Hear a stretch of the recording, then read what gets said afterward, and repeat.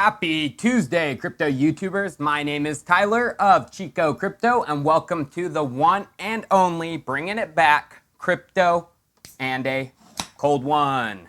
Today's guest is Mama's Little Yellow Pills from Ozka Blues Brewery out of Austin, Texas. Cap. Boom. So, mainnet season is upon us, and a batch of long-awaited projects are going to either put up or shut up. New consensus models will be tested, and the future of blockchain could rest in some of these projects' hands. So in today's episode, I would like to take a look at a list of mainnets that are scheduled for launch through the months of May and June, and discuss my top 5. It's a long list of projects, but of course some will be better investments than others. So, my number 1 mainnet scheduled for release on June 30th is Ontology. Why is this mainnet so important? Well, it's the first of 3 releases of the Socrates development of the chain network. Of course, with a mainnet, a token swap would take place from the Neo blockchain. But what's critical is this is when Ontology holders will begin unlocking their Ontology gas. The unlocking of Ont gas is very similar to how Neo gas is unlocked. It will be unlocked over a period of 22 years, with the largest amount being unlocked in the first year, 16%. 52% will be unlocked in the next 4 years, with 80% unlocked in the first 12 years. As you can see, it's beneficial to get your Ontology early because of the early rewards of Ont gas. I would expect this fact alone to push the price up in anticipation, but Ontology is scheduled to release some other things around the same time. This includes the Ont ID release, Ontology Distributed Identification Protocol release, and the Verifiable Claim Protocol release. What will happen to the price? Well, if the bulls hold strong and BTC breaks past 10K and it's on its way to 12K by June, I would expect the price to nearly double from its current price of $9.31 to around $18 per Ontology.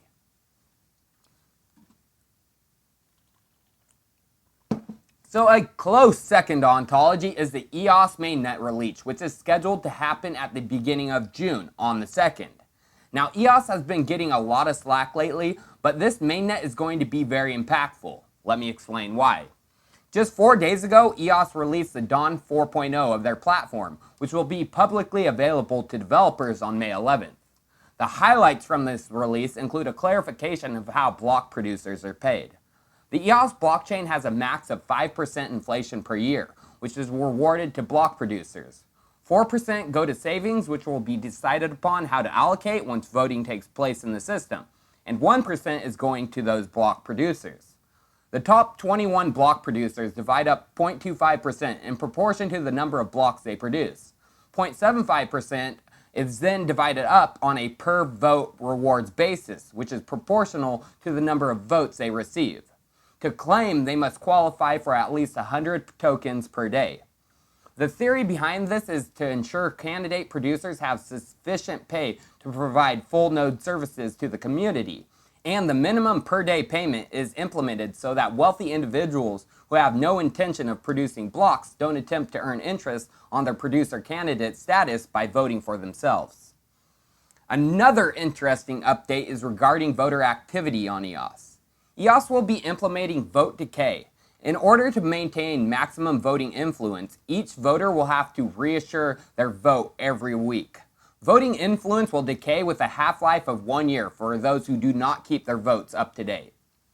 The final takeaway from this update was regarding the DPoS consensus mechanism. The team has come up with improvements to the DPoS lib algorithm, which guarantees that it's impossible for 2 nodes to reach a different lib without more than 1/3 of them being Byzantine. Now it is possible to detect Byzantine behavior on a single peer. This new tweak brings a new level of Byzantine fault tolerance finality, which is robust in all network environments. So what will the price do? Again, a big pump is dependent on Bitcoin, but if the bulls are in full force, I could see EOS steadily pumping up to $26 to $30 USD right before the mainnet launch. The number 3 mainnet release that I am excited for is Piper Coin, featuring P2P computer communication, middle out compression layer, and distributed storage.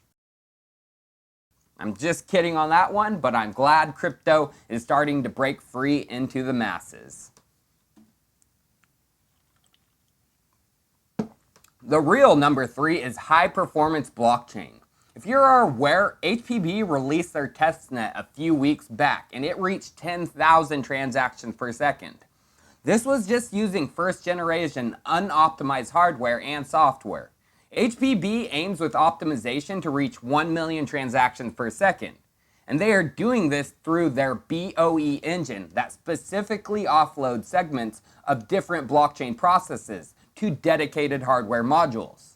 I would expect the team to be optimizing this, and I hope with the mainnet release they will be processing between 25,000 to 50,000 transactions per second.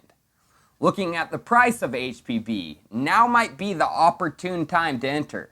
The price explosion will depend highly on their success of transactions per second because that has been the project's main selling point.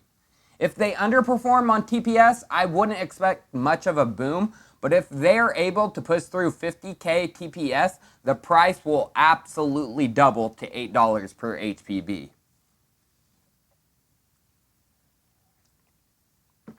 So, picking these last two was difficult. There are more than 2 I am pumped for, but I have to thin out the crowd.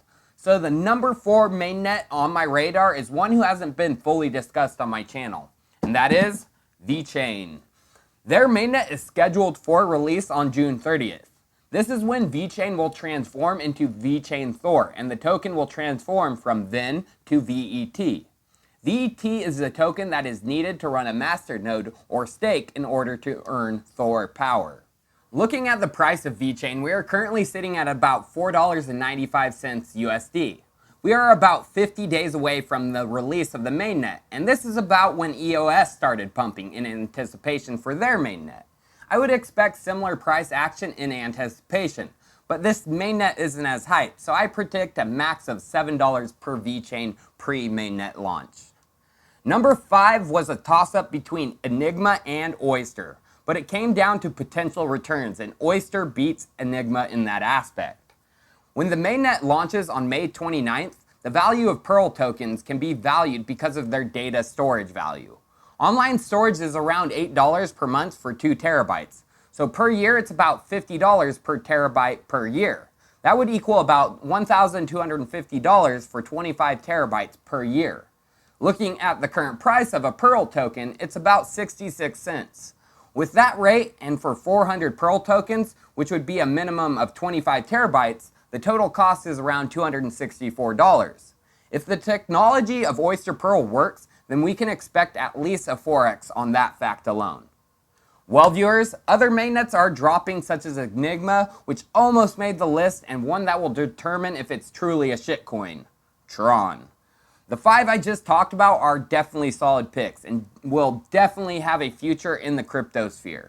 Let me know if I should have been talking about any others in the comments.